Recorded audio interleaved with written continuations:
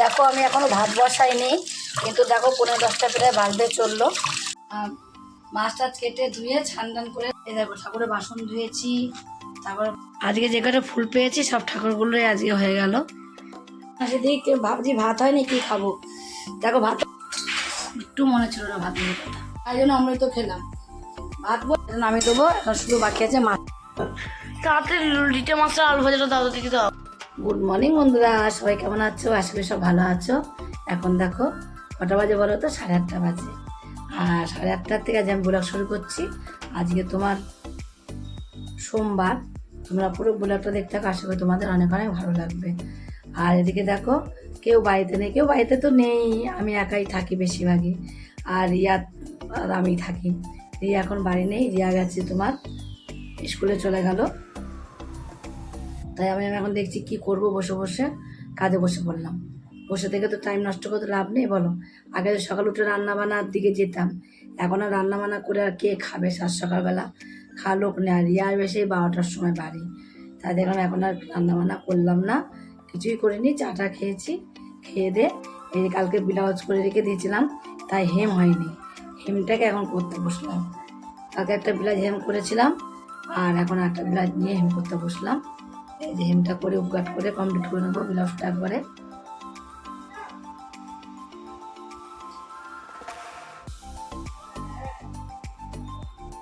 আর সকাল থেকেই শুরু হয়েছে আজকে, কি বলো তো, সকাল থেকেই শুরু হয়েছে যে বৃষ্টি। দেখো বাইরে কেমন বৃষ্টি, সেই বৃষ্টি গুড়ি গুড়ি পড়ছে, কি কেমন কি সকালে হচ্ছিল একটু ভালোই, তারপরে গুড়ি গুড়ি পড়ছে, তাই জন্য রিয়া স্কুলে গেল। আর সেরকম যদি জোরে জোরে বৃষ্টি হতো তাহলে যেতে দিতাম না। আর যেহেতু প্রথম সপ্তাহে প্রথম দিন, আজ সোমবার, সোমবার স্কুলে না গেলে হয়?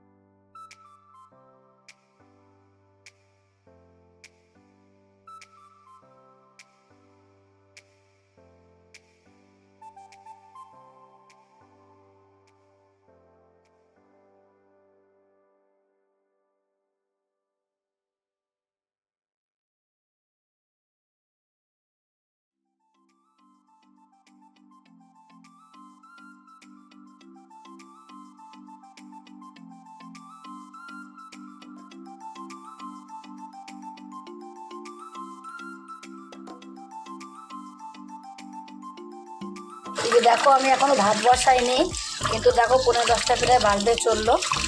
আর স্নান করতে যাবো, স্নানটা করে দিলে ভাতটা বসাবো। তার আগে আমি এখানে চালটা ধুয়ে নিই, চালটা ধুয়ে রেখে দিই। তাই চালটা ধুতে এলাম, চালটা ধোয়া হয়ে গেল। এবারে ঠাকুর ভিজুক, ভিজলে তাড়াতাড়ি ভাতটা হয়ে যাবে। আর এদিকে দেখো কি নিয়েছি আজকে আমি, রিটে মাছ। এই দেখো রিটে মাছ নিয়েছি। এই রিটে মাছটা নিয়েছি, রিয়াও খাবে। আর আমি একটু মাথা হলে রিটে মাছের মাথা হলে আমার ভাত খাওয়া যায়, কিছু লাগে না। আর তোমার হলো এই দেখো এই রিটে মাছের গন্ধ থাকে, এই গন্ধর জন্য আমাদের বাবা খেত না আমার রিটে মাছটা একদমই। ডিম রানবো, ডিমের যা দাম, একটা ডিমের দাম তোমার 9 টাকা করে। দুজনাও খাই, দুটো ডিমই আনি 9 18 টাকা। আর আমার দেখো 30 টাকার মধ্যে মাছ হয়ে গেছে। আমি এটা খেতে পারবো, কালকে পর্যন্ত রেখে দিলাম, ওর ছোটো মেয়ের হয়ে যাবে। মাছ টাছ কেটে ধুয়ে ছান করে রেডি হয়ে গেছি। এসে আবার ঠাকুরের বাসন ধুলাম।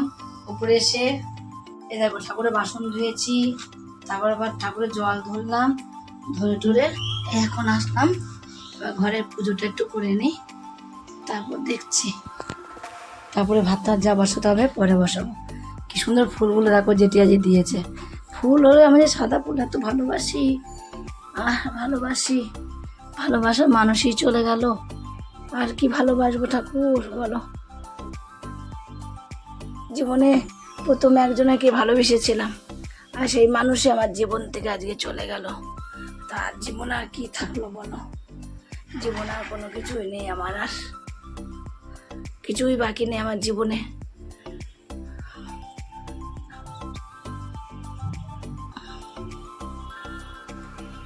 আজকে যে কটা ফুল পেয়েছি সব ঠাকুরগুলোই আজকে হয়ে গেল। আমার গুপুকে এখনও বাড়ি আনিনি, গুপুর জায়গাটা খালি রয়েছে। আর গুপু দোলনাটাও দেখো পড়ে আছে। গুপুকে বাড়ি আনিনি, গুপুকে বাড়ি আনবো কালকে, যেহেতু তোমার আমাবস্যা, তাহলে কালকে আর আজকে আনলাম না। দেখলাম আজকে থাকুক, আমি পারবো না যেহেতু একদিন পুজো টুজো দিতে ধরতে পারবো না। আমি কে পুজো দেবে? তোমরা তো জানোই রিয়া পুজো টুজো দিতে চাইছে না, তার জন্য আমি দেখলাম এখন আর আনবো না, একবারে সামনের রবিবারে নিয়ে আসবো। এই জন্য আর আনার নাম করলাম না। আসলে আমার কষ্ট পাবে, খাওয়া দাওয়া পাবে না ঠিক মতন। আর সব ঠাকুর উপরে তো আমার ছোটো মেয়ে রেগে আছে যেহেতু, তাই জন্য আমি বিশেষ করে এই জন্যই আরও আনলাম না। মেয়ে যেমনি রেগে আছে সব ঠাকুরের উপরে।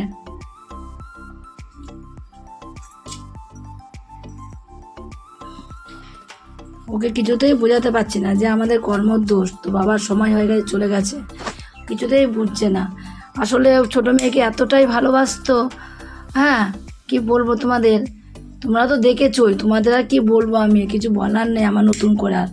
তাও বলে ফেলছি সময়তে। তোমরা যারা প্রতিদিন আমার ব্লগটা দেখো 12 মাস, তারা তো জানোই যে বাবা মেয়ে কি যা করে, আর এত ভালোবাসে, মেয়ে ছাড়া চলতে পারে না বাবা। আর সেই বাবা চলে গেছে, সেই মেয়ে কতটা কষ্ট পায় বলো। আমি বলি এখন আমি বাবা কি করবি বল, কিছু করার নেই।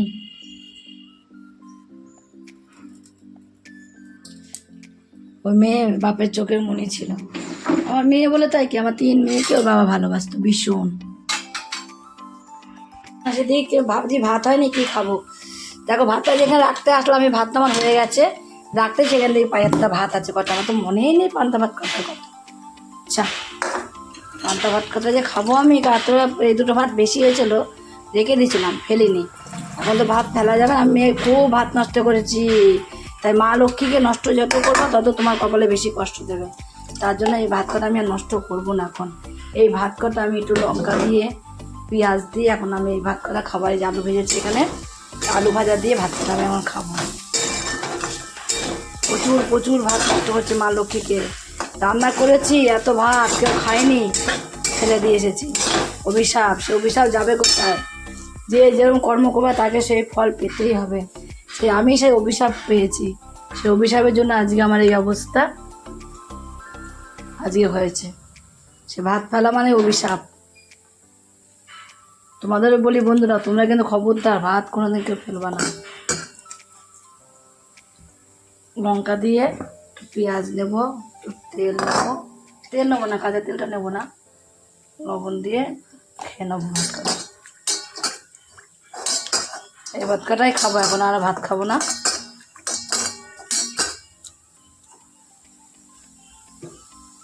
এই দেখো আলু ভাজা হয়ে গেছে।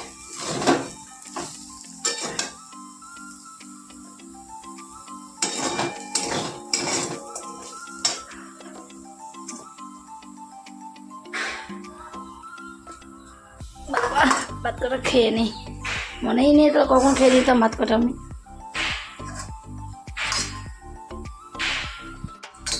একটু মনে ছিল না ভাত নিয়ে কথা।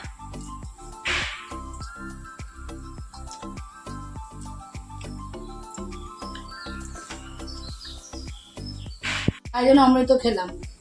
ভাত বলে না, জীবনে অনেক খাবার নষ্ট করেছে, অনেক কিছু খাবার নষ্ট করেছে।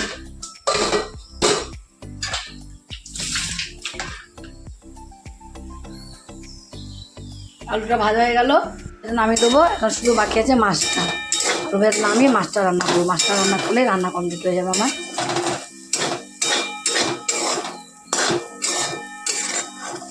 একটু পেঁয়াজ দিয়েছিলাম, একটু শুকনো লঙ্কা দিয়েছি আলু ভাজাতে, একটা কাঁচা লঙ্কাও দিয়েছি, শুকনো লঙ্কা দিয়েছি, আর একটু কালো জিরে দিয়ে আলুটা ভাজলাম। তাতে লিটে মাছের আলু ভাজাটা দাদা দিকে দাও, খিদে পেয়েছে, একটু খাই দেবো মা। থাক মা, কষ্ট হচ্ছে আমার। আজকে রাত্রিবেলা রুটি পরোটা খাবো, পরোটা। ও আমি কেন খেতে পারবো না 4 দিন পরোটা? কি কি খেতে পারবো না একটু বলে দাও, আমাকে তো বাইরে বেরোতে হয় না, খাবার তো আমাকে খেতেই হবে। বলো কি খাওয়া যায় না বলো। বাইরে খেতে পারি, বাইরে খেতে পারি। ও তো মানে বাইরে আমি পরোটা সব খেতে পারবো? মাছ দেবো তো, তা আমি কেন খেতে পারবো না এটা বুঝতে পারছি না। আলু ভাজা দেবো। একটু দাও আর রেখে দাও, পরোটা দিয়ে খাবো রাত্রিবেলা। রাত্রিবেলা না সন্ধ্যেবেলা থেকে বানানো শুরু করবো, কি করবি? পরোটা সন্ধ্যাবেলা থেকে বানানো শুরু করবো। 4 দিন কি কেন খেতে পারবো না, আমার কি, আমি এটা বুঝতে পারছি না।